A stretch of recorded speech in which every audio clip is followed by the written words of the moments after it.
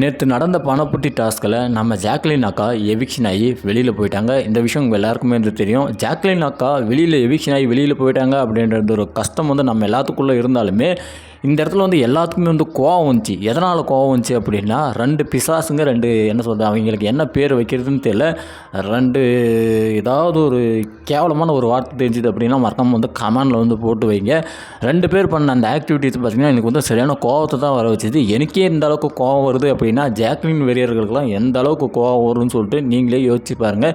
என்ன ஆச்சு அப்படின்னு பார்த்தோம் அப்படின்னா, கடைசி ரவுண்டு பணப்புட்டி டாஸ்க்கான கடைசி ரவுண்டு நடந்துச்சு. ஸோ அந்த கடைசி ரவுண்டில் யார் யார் பார்ட்டிசிபேட் பண்ணுறதுக்காக எழுந்து போய் நின்னாங்க அப்படின்னு பார்த்தோம் அப்படின்னா, முத்துக்குமரன், ரயான், அதுக்கப்புறமா நம்ம ஜாக்லின் 3 பேரும் பார்த்தீங்கன்னா எழுந்து போய் நின்னாங்க. இந்த அனௌன்ஸ்மெண்ட்டுக்கான அந்த லெட்டரை நம்ம யார் நம்ம மங்களம் சார் படிக்கும்போது அந்த இடத்துல மொதல் வாய்ஸ் கொடுத்தது யார் அப்படின்னா ஜாக்லின். அதனால் பிக் பாஸ் என்ன சொன்னார் அப்படின்னா, ஃபஸ்ட்டு வாய்ஸ் ஜாக்லின்கிட்ட வந்துச்சு. அதனால் நான் ஜாக்லினை தான் விளையாட விடுவேன் அப்படின்னு சொல்லிட்டு அந்த ஒரு விஷயத்தை சொன்னார். எவ்வளோ டிஸ்டன்ஸு அப்படின்னு பார்த்தோம் அப்படின்னா, கிட்டத்தட்ட 90 மீட்டர் டிஸ்டன்ஸு 90 மீட்டர் டிஸ்டன்ஸை 35 செகண்டுக்குள்ளே ரீச் பண்ணணும் அப்படின்ற இந்த ஒரு விஷயத்தை பார்த்திங்கன்னா பிக் பாஸ் சொல்லியிருந்தார். இப்படி சொன்ன உடனே ஜாக்லினுக்குள்ளே ஒரு பயம் இருந்தாலுமே 2 நாளாக பயந்துட்டு தான் இருந்தாங்க. இன்றைக்கி இன்னும் கொஞ்சம் உள்ளே கூடிருச்சு. அவங்க என்ன சொல்லிட்டாங்க அப்படின்னா, ஜெயிக்கணும் தோக்கணும், நான் ட்ரை பண்ணணும், நான் ட்ரை பண்ணாமலே நான் போகாமலே இங்கே உட்காந்துட்டு இருக்கிறது எனக்கு பிடிக்கல, நான் பண்ணுறேன், நான் வெளியில் போனாலும் ஓகே, நான் ட்ரை பண்ணேன் அப்படின்ற அந்த ஒரு திருப்தியோடு வெளியில் போகிறேன் அப்படின்னு சொல்லிட்டு அவங்க அந்த காலத்தில் இறங்குறதுக்கு தயாராக ஆகிறாங்க. ஸோ இப்படி இருக்கும்போது ரயான் ஒரு விஷயத்தன்னு சொல்கிறது என்ன அப்படின்னா, பவித்ரா ரீச் ஆனாங்கல்ல, அவங்க ஜஸ்ட் ஒரு 3 செகண்ட் டிஃப்ரென்ஸ்லாம் உள்ளே வந்தாங்க. பட் அவங்களுக்கு அந்த டிஸ்டன்ஸ் எல்லாத்தையும் வச்சு கால்குலேஷன் பண்ணி பார்க்கும்போது இது ரொம்ப ஒரு ரிஸ்கியாக தெரியுது. 38 செகண்ட் இருந்தால் மட்டும்தான் உன்னால் ப்ராப்பராக உள்ளே ரீச் ஆக முடியும். அதனால் யோசிச்சு முடிவு வேண்டாம், ரிட்டர்ன் பாதியிலே வந்துரு அப்படின்னு சொல்லிட்டு ரயான் அவர்கள் சிறப்பாக பயங்கரமாக கணிச்சு சொன்னார். பட் இருந்தாலுமே ஜாக்லின் முயற்சி பண்ணலாம் அப்படின்னு சொல்லிட்டு போனாங்க. ஸோ அப்படி போகும்போது நீங்கள் எல்லோரும் கண்டிப்பாக ஃபுட்டேஜ் பார்த்துருப்பீங்க. ரொம்பவே பார்த்திங்கன்னா ரிஸ்கியாக இருந்தது. அவங்க ஓடும்போது நம்மளுக்கே கஷ்டமாக இருந்தது. அவங்க ஓடுறதுக்கே ரொம்ப ரிஸ்க் எடுத்து தான் ஓடினாங்க. ஏன் அப்படின்னா கொஞ்சம் பாடியாக இருந்ததுனால, வெயிட் பாடியாக இருந்ததுனால அவங்களால பார்த்திங்கன்னா அந்தளவுக்கு வேகமாக ஓட முடியலை. ரயான் ஓடும்போதும் சரி, முத்துக்குமரன் ஓடும்போதும் சரி, இவங்க எல்லோரும் ஓடும்போது ஓரளவுக்கு பார்த்திங்கன்னா அந்த எனர்ஜி பசங்கன்றனால ஓகே தான், இருந்தாலுமே அந்த எனர்ஜி தெரியுமில்ல, உடம்புல அந்த எனர்ஜி வேகமாக ஓடக்கூடிய அந்த எனர்ஜி தெரியுமில்ல. ஸோ அந்தளவுக்கு ஜாக்லினோட உடம்புல கொஞ்சம் உடம்பு இருந்ததுனால நம்மளுக்கு நல்லாவே ஃபீல் ஆச்சு. போனாங்க, அவங்க பணப்பூட்டி எடுக்காமல் பாதியிலே கூட திரும்ப வந்திருக்கலாம். பட் பணப்போட்டி எடுத்துகிட்டு வரணும் அப்படின்னு சொல்லிட்டு பயமான ஒரு டஃப் ஃபினிஷ் கொடுத்தாங்க.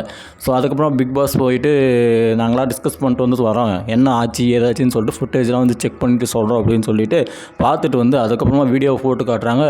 2 செகண்டு எப்படி ரயான் கரெக்டாக சொன்னார், 38 செகண்ட் இருந்தால் மட்டும்தான் உன்னால் ப்ராப்பராக உள்ளே வர முடியும்.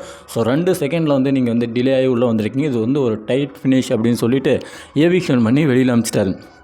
எவிக்ஷன் பண்ணது கூட ஓகே தான், அவங்க ட்ரை பண்ணாங்க. அவங்க இருந்திருந்தாங்க அப்படின்னா, என்னை கேட்டேன் அப்படின்னா டஃப்பு, பயங்கர டஃப். அவங்க ஜாக்லின் மட்டும் உள்ளே இருந்தாங்க அப்படின்னா சௌந்தர்யா பார்த்திங்கன்னா தலைமுடி கூட ஈடாக இருக்க மாட்டாங்க. அந்தளவுக்கு பார்த்திங்கன்னா பயமான ஒரு டஃப்பான ஒரு பிளேயராக நம்ம ஜாக்லின் அக்கா இருந்தாங்க. கடைசி நேரத்தில் இந்த மாதிரி ஆகிப்போச்சு. ஓகே, அவுட் ஆகி வெளியில் போயிட்டாங்க, எவிக்ஷன் ஆகி வெளியில் போயிட்டாங்க.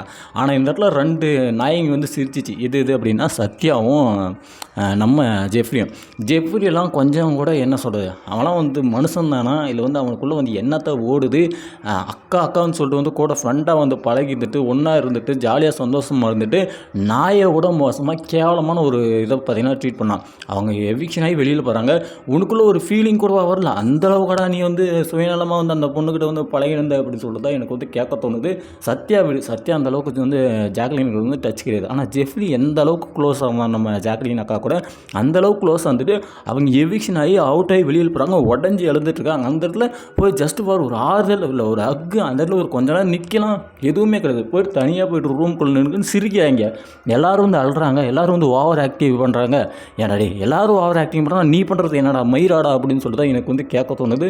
ஏதோ வார்த்தைகள் அதிகமாக விட்டுருணும் அப்படின்னு சொல்லிட்டு எனக்கு தோணுது. ஏன் அப்படின்னா பார்க்குறதுக்கே ரொம்ப கஷ்டமாக இருக்குடா. ஏன்டாடி எப்படி இருந்த ஜாக்லினும் ஜெஃப்ரியும் எந்த அளவுக்கு பாண்டிங்காக இருந்தாங்கன்னு சொல்லிட்டு உங்கள் எல்லாத்துக்குமே தெரியும். படிக்கும்போது இந்த அளவுக்கு ஒரு கேவலமான ஒரு செயலை செஞ்சான் அப்படின்னா இதை விட அவனுக்கு வந்து பெரிய அசிங்கமே வந்து கிடையாது. அவன் வந்து வெளியில் வந்தான் அப்படின்னா அவனே வந்து மனசு உடஞ்சி போவான்றவர்கள் இங்கே சோஷியல் மீடியாவில் வர ட்ரோல் அவனால் வந்து சந்திக்கவே முடியாது. அந்தளவுக்கு பார்த்திங்கன்னா ஒரு கொடூரமான விஷயத்தை வந்து பண்ணியிருக்கான். ரொம்ப ஒர்ஸ்ட்டு. கண்டிப்பாக வந்து ஜெஃப்ரியோடைய ஆக்டிவிட்டி எனக்கு வந்து சுத்தமாக வந்து பிடிக்கல. கடைசி நேரத்தில் இவங்க வந்து உள்ளே வராமலே இருந்தால் கூட ஒரு பேரோடு இருந்திருப்பாங்க. உள்ளே வந்து பேர் அசிங்கப்படுத்தின்னு போன மாதிரி தான் எனக்கு வந்து தோணுது. பட் ஜாக்லின் அவர்கள் வந்து ஒரு வெல் டிசர்வ்ட் டைட்டில் வின்னருக்கு பாசிபிளான ஒரு லேடி. பட் டைட்டில் வின்னர் ஆகலானுமே சௌந்தர்யாவை தூக்கி போட்டு ரன்னர் பொசிஷன் போகக்கூடிய ஒரு சரியான ஒரு ஆள் அப்படின்னு பார்த்தோன்னா ஜாக்லின் தான். ஜாக்லின் இருந்தாங்க அப்படின்னா சௌந்தர்யா அவர்கள் ரன்னர் கூட ஆக மாட்டாங்க. இப்போ வந்து அவங்க தான் வந்து ஆக போகிறாங்க அப்படின்ற இந்த ஒரு சூழ்நிலை வந்து இருக்குது. ஸோ இதுதான் எனக்கு வந்து கஷ்டமாக இருக்குது. ஜாக்லினாச்சும் ரன்னர் வந்து ஆகிக்கலாம். எல்லா வாரமும் வந்து அவங்க வந்து இது வரைக்கும் நாமினேஷன் ஆகிருக்காங்க. எல்லா வாரமும் மக்களை வந்து சந்திச்சிருக்காங்க. ஒரு திறமையான ஒரு போட்டியாளர். அவங்க வெளியில் போகிறது என்னால் வந்து ஏற்றுக்க முடியல. ஓகே சரி என்ன பண்ணுறது, நடந்துச்சு. கடைசி 2 நாள் தான் இருக்குது. முடிவுகள் வரணும்ல, வேறு வழி இல்லை. ஓகே நீங்கள் எவிக்ஷன் ஆனதை பற்றியும் அதே மாதிரி இந்த 2 பேர் வந்து சிரிச்சாங்களே அதை பற்றி என்ன நினைக்கிறீங்க அப்படின்றத மறக்காமல் கமெண்ட்டில் போடுங்க.